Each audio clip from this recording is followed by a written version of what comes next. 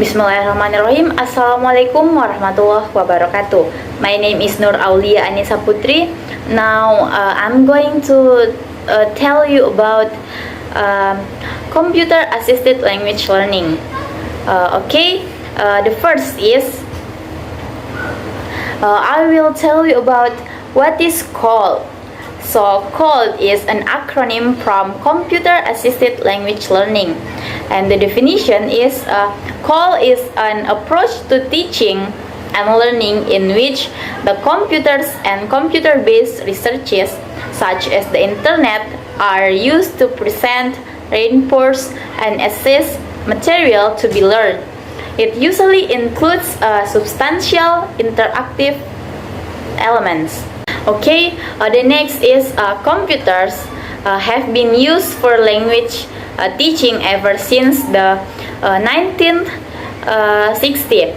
According to Chaucer and Hawley, this 40-year period can be divided into three main stages. The first is behaviorist CALL, the second is communicative CALL, and the last is integrative CALL. Each stage corresponds to a certain level of technology and certain pedagogical theories. The first is behaviorist CALL. In this form of computer-assisted language learning feature repetitive language drills, that so-called drill and practice method. It was based on the behaviorist learning model, and as such, the computer was viewed as little more than a mechanical tutor that never grew tired. It was mainly used for extensive drills, explicit grammar instruction, and translation tests. The second is communicative CALL. The communicative CALL emerged in the 1970 until 1980 as a reaction to the behaviorist approach to language learning. Proponents that communicative CALL reject behaviorist approaches at both the theoretical and pedagogical level. They stress that CALL should focus more on using forms rather than on the forms themselves. Grammar should be taught implicitly, and students should be encouraged to generate original utterance instead of manipulating prefabricated forms. The last is integrative CALL. Integrative CALL seeks both to integrate the various skills of language learning, such as listening, speaking, writing, and reading, and to integrate technology more fully into language teaching. To this end, the multimedia network computer provides a range of informational, communicative, and publishing tools that are potentially available to every student. From the very start, teachers have realized that computers have enormous potential. Studies have consistently shown that students have positive attitudes about computer technology being used in the classroom, and that such technology does have a positive impact. The next is the reasons for using computer-assisted language learning include the first is experiential learning. The World Wide Web makes it possible for students to tackle a high amount of human experience. In such a way, they can learn by doing things themselves. They become the creators, not just the receivers of knowledge. Users develop thinking skill and choose what to explore. The second is motivation. Students' motivation is increased, especially whenever a variety of activities are over, which make them feel more independent. The next is enhance students' achievement.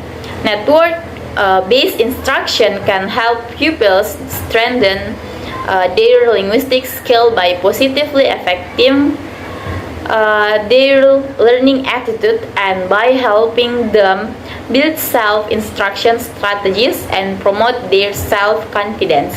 The next is authentic materials for study. All students can use various researches of authentic reading materials either at school or from their home. Those materials can be accessed 24 hours a day. The next is greater interaction. Random access to web page breaks the linear flow of instruction. By sending email and joining news groups, EFL students can communicate with people they have never met. They can also interact with their own classmates. Furthermore, some internet activities give students positive and negative feedback by automatically correcting their online exercise. The next is individualization. Shy or inhibit students can be greatly benefited by individualized, student-centered collaborative learning. High flyers can also realize their full potential without preventing their peers from working at their own pace. The next is independence from a single source of information. Although students can still use their books, they are given a chance to escape from canned knowledge and discover thousands of information sources. As a result, their education fulfills the need for interdisciplinary learning in a multicultural world. The last is global understanding.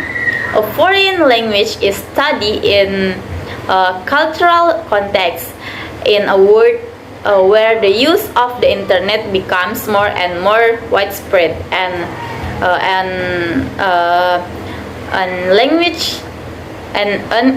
English language teachers' duty is to facilitate students' access to the web and make them feel citizens of a global classroom, practicing communication on a global level.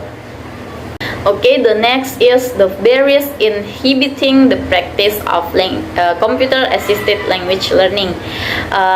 Can be classified in the following common categories. The first is financial barriers. They include the cost of hardware, software maintenance, and extend to some staff development. The second is availability of computer hardware and software. It is the most pressing challenge in applying the new technologies in education. There are few educators skilled in designing it because software developed is costly and time consuming. The next is technical and theoretical knowledge.